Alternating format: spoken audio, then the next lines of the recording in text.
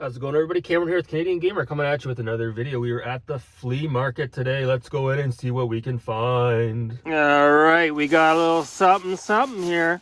Let's head back to the games room and I'll show you what I picked up. Stay tuned.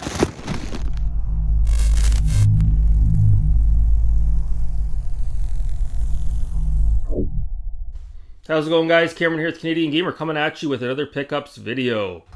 Wasn't planning on doing any game hunting this weekend, but I decided to stop by my local flea market. It's been a while. So, before we get started, beer of the day. Blue Moon Belgian White. Now, normally with this beer, you would put a slice of orange in your glass, but today we're going to use grapefruit because that's all I have. What a terrible pour that was. Good Lord. Good Lord. Alright, so while we let that sit, we'll get on to today's pickups. So, in no particular order, I have had this controller for the better part of a year and a half. It's a DualShock 2. And I bought this not to use it. I bought it to have it on my shelf next to my white PS2 back here. My pearl white PS2. However, this controller is in terrible shape. The back of the controller is completely cracked. I don't know if you guys can see that in the camera. It's pretty much cracked, and it's actually, to be honest with you, it's cracked on the front too. So although this is the matching ceramic white controller, no, this is gonna go in the garbage. Unfortunately, it's gonna go in the trash. And the reason why is because today I picked this up, and I think I paid 30. I think I paid 30 for it. A DualShock 6-axis PS3 controller. Mint. Check that out. So I picked this up for two reasons. The first reason is because the DualShock 3 that I have downstairs is like a salmon pink. I'd rather use this. It looks a lot nicer. The other reason why is because I want to have this up on the shelf here next to the white PS3. It's not the same white, unfortunately. You guys can probably see it's a much brighter tooth whitening colored white, if you will. But it's still sexy as hell. Sexy as all hell. So out with the old, in with the new. This is going in the garbage. If I ever find a nice white PS2 DualShock, I'll pick it up, but I haven't seen one. I also picked up for $20. I finally picked up a 6-button Mega Drive Sega Genesis controller. Never had one. Always used the 3-button controller. I didn't really need this per se, but I kind of wanted it. I wanted to have it. I have big dick beater hands, so for me the old school 3-button controller feels better in my hands. This kind of feels rinky-dinky. But that being said, I wanted to have one. So, yeah. And the gentleman that runs the booth, I've known him for years. He cut me a deal. So this was $10, but altogether, instead of everything coming up to, what was it, $55, I got everything for $50. And actually, funny story about this next game that I'm going to show you here. So with Game Boy repros, it's been the biggest thing for years. Like, not the biggest thing, but how should I say it? When I started collecting, before repros it's like a normal thing now. You see Super NES repros, Sega Genesis repros, but back in the day, we're talking like back when I was on eBay checking all of the listings. The first cartridge-based console that really started to get aggressive repros was the Game Boy, and I got burnt on it a couple of times, and I still have the old repros that I purchased off of eBay, and maybe one of these days I'll show you guys. I'll showcase a video, and you quickly learn to spot what's a repro and what wasn't. At least back in the day, most specifically, the cart would say "game" on it on the top instead of saying Nintendo Game Boy. It would just say "game," and that was a dead giveaway. Now I don't know, with today's 3D printing and technology, maybe people out there have gotten around that and have been able to create Game Boy repros that look more authentic. I don't know.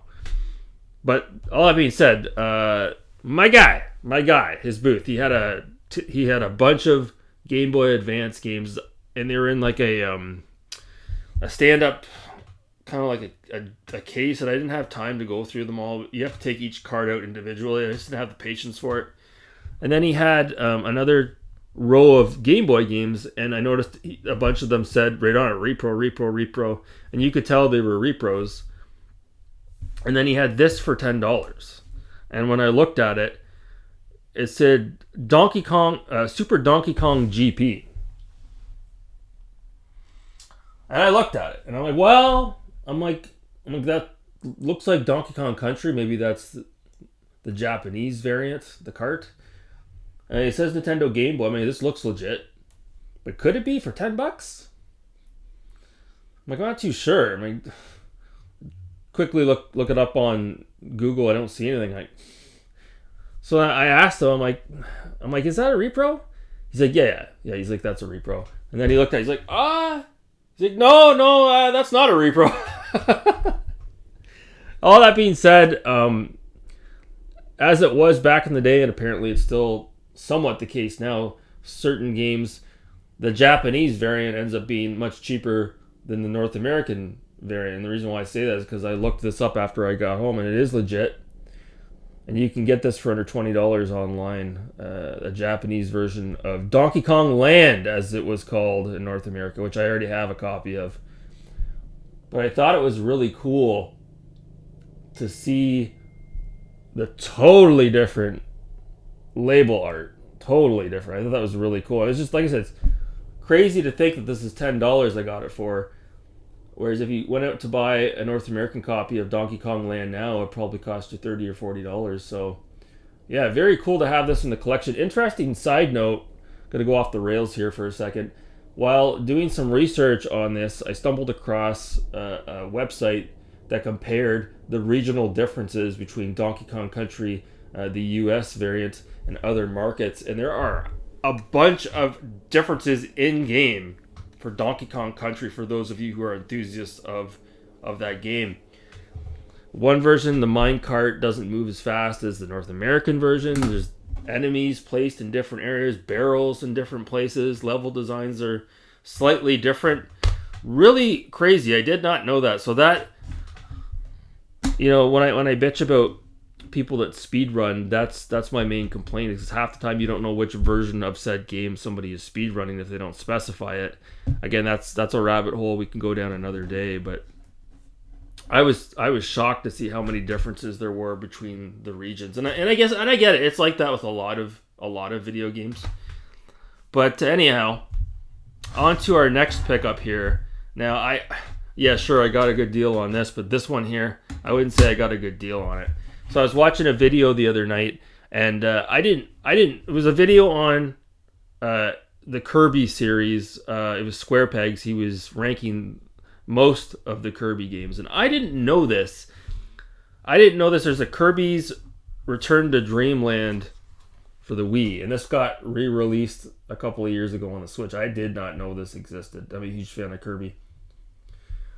And there's also a Kirby Superstars Deluxe, I believe. Kirby Superstars, which was originally released on the Super Nintendo, and I got re-released on the Wii, so I'm on the lookout for that as well. But needless to say, it was dark down in the basement of the flea market, and I couldn't see. I don't have the greatest eye, especially when it's dark.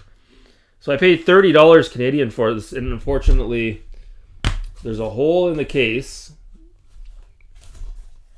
and the disc, I didn't look at it. The guy looked at it. He's like, yeah, it looks like it's really good, and I just took his word for it.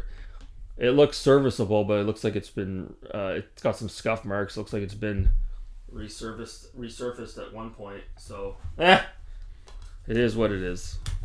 I really wanted to have this in the collection, and I talked about it on the channel. I'm at this point in collecting, especially for the Wii. If I see a title out there that I need, I'm just going to buy it for the most part. I'm not going to hem and haw about the price because I'm down to just the last couple of games. So yeah, that's cool. Kirby's Return to Dreamland for the Wii.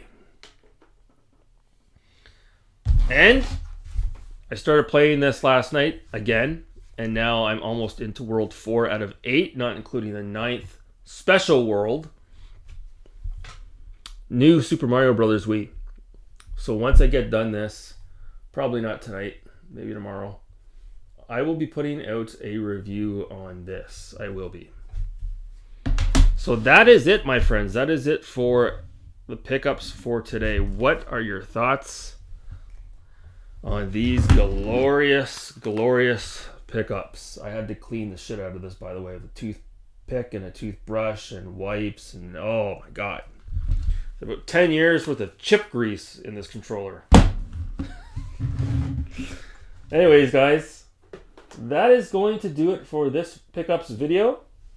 I hope you're all doing well. Thanks so much for watching. Oh, one more thing. I finally played Aladdin yesterday on the Sega Genesis. And although I can understand why a lot of you guys love that game, and I do see, I'm not saying it's a bad game, it's not for me. It's not for me. Jumping around, throwing apples, no thank you. So anyways, that's going to do it for this video. Thanks so much for watching. Have a good night.